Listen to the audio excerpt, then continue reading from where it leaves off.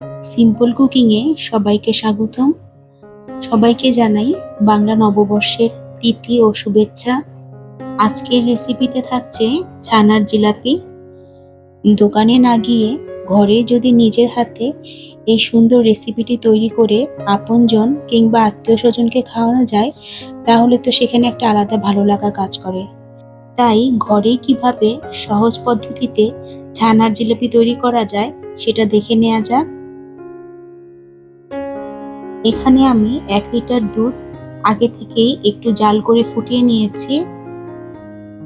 এখন দুধ থেকে ছানা কাটানোর জন্য একটা লিকুইড তৈরি করব। এজন্য আমি 3 চা চামচ ভিনেগার আর এর সাথে 3 চা চামচ নরমাল জল মিশিয়ে একটি লিকুইড তৈরি করে নিচ্ছি।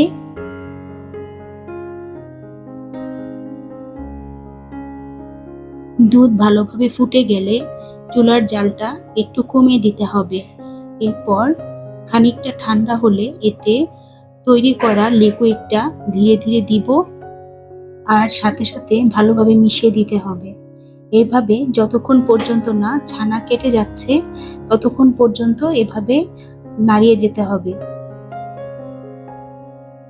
যখন ছানার জলটা সবুজ রঙের হবে তখনই এই জল আর ভিনেগারের মিশ্রণটাকে দেয়া বন্ধ করে দিতে হবে আর চুলা বন্ধ করে 2 মিনিট হাঁড়িটা চুলাতেই রেখে দিব।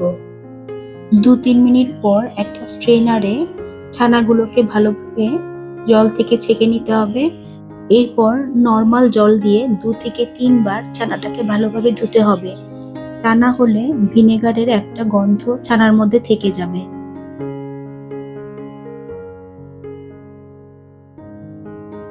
ছানা থেকে জল ভালোভাবে বের হওয়ার জন্য স্ট্রেনারেই কিছুক্ষণ রেখে দিব। ছানাটাকে ভালোভাবে মাখার জন্য এখানে আমি নিয়েছি 3 চা চামচ ময়দা আর 3 চা চামচ কর্নফ্লাওয়ার। চা চামচ লেবেল করে ময়দা আর কর্নফ্লাওয়ারটা নিতে হবে, উঁচু করে নেওয়া যাবে না। দিচ্ছি 1/4 চা চামচ খাওয়ার সোডা বা বেকিং সোডা। খুব ভালোভাবে মিশিয়ে নিব আর মিশ্রণটাকে এক সাইডে রেখে দিব। এখন চিনির শিরা বানানোর জন্য আমি 1 কাপ চিনি আর ওই কাপেরই 1 কাপ জল দিয়ে খুব পাতলা বা ঘন নয় এরকম একটা শিরা তৈরি করে নিব। এতে দিচ্ছি সামান্য ফুড কালার, এতে কালারটা খুব ভালো আসবে। শিরাটা হতে হতে আমরা অন্যদিকে ছানাটাকে মেখে নিব। ছানার গা থেকে জল খুব ভালোভাবে ঝরে গেছে। এখন এতে দিব 1 চা চামচ চিনি আর দিব 1 চা চামচ ঘি। ঘি দিলে ফ্লেভারটা খুব ভালো আসে। আর এতে দিব 1 চা চামচ গুঁড়ো করা এলাচ। আর দিচ্ছি আগে থেকে তৈরি করে রাখা ময়দার মিশ্রণটি। সবকিছু হাত দিয়ে খুব ভালোভাবে মেখে নিতে হবে। ছানার এই মিশ্রণটাকে খুব ভালোভাবে মাখতে হবে আর একটা মসৃণ ডো বানাতে হবে। আমার এই ভিডিওটি ভালো লাগলে অবশ্যই চ্যানেলটিকে সাবস্ক্রাইব করে আমার পাশে থাকবেন, লাইক শেয়ার কমেন্টস করবেন আর নোটিফিকেশন পাওয়ার জন্য অবশ্যই পাশে থাকা বেল বাটনটিকে প্রেস করে দিবেন। বেশ খানিকক্ষণ মাখার পর ছানাটা যখন এরকম নরম হয়ে আসবে তখন আমি এটাকে ঢেকে প্রায় আধা ঘন্টার মতো রেস্টে রাখবো।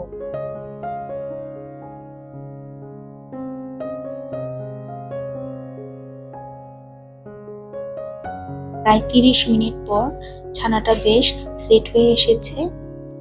এখন হাতে আর বেলুন চাকিতে কিছুটা ঘি মেখে নিলাম। ছানার মিশ্রণ থেকে কিছু পরিমাণ ছানা নিয়ে হাত দিয়ে খুব ভালোভাবে এভাবে মেখে নিব। হাতের তালুতে ঘুরিয়ে ঘুরিয়ে একটা লম্বা পাইপের মতো করে নিতে হবে। এর এক পাশ এভাবে নিয়ে অন্য পাশ ঘুরিয়ে এর সাথে অ্যাড করে দিব। এভাবে হয়ে গেল একটা ছানার জিলিপি। আমি আরেকটা এভাবে বানিয়ে দেখাচ্ছি।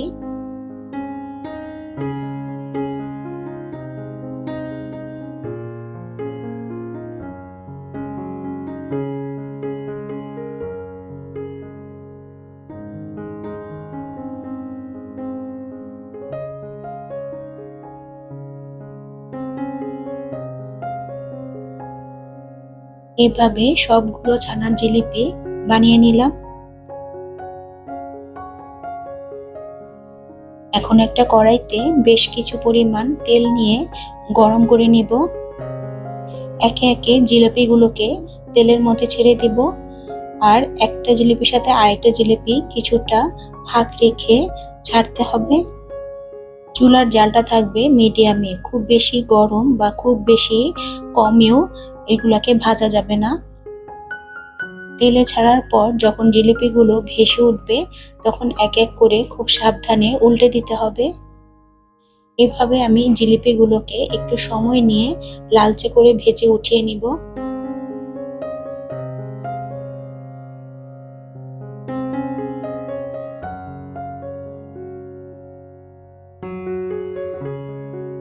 জিলিপিগুলো যখন একটু কালার চলে আসবে তখনই আমি উঠিয়ে নিব। যেহেতু এটা ছানা দিয়ে তৈরি তাই খুব দ্রুত এগুলো পুড়ে যাওয়ার সম্ভাবনা থাকে, তাই সামান্য যখন রং ধরবে তখন এগুলাকে উঠিয়ে নিব।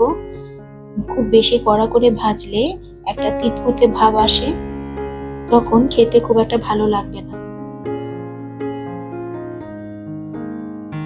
এভাবে বাকি জিলিপিগুলো আমি লালচে করে ভেজে উঠিয়ে নিব।